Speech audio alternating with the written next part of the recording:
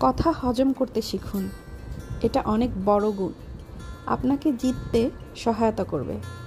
কথা না বাড়িয়ে নীরবে কাজ করে যান, আপনার কাজই আপনার হয়ে কথা বলবে। মন খারাপের কারণ অতীত, আর টেনশনের কারণ ভবিষ্যৎ। তার চেয়ে বরং বর্তমানকে উপভোগ করুন, আনন্দে বাঁচুন।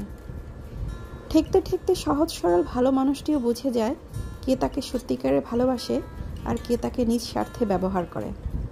আপনার সামনে যিনি আপনার প্রশংসা আর অন্যের সমালোচনা করেন, একটু পরেই তিনি অন্যের কাছে আপনাকে নিয়ে একই কাজ করবেন। পরম সমালোচনাকারী হচ্ছে যিনি প্রতিনিয়ত আপনাকে আশীর্বাদ করেন একজন হয়ে ওঠার জন্য। সমালোচকেরা নিঃসন্দেহে আপনার ভালো বন্ধু, বিনা পয়সায় ভুল ধরিয়ে দিতে সর্বদা তৎপর থাকেন। তাদের কখনোই অবহেলা করবেন না। আপনি বরং বিনয়ী হন, মানুষকে সম্মান করুন ও গুরুত্ব দিন।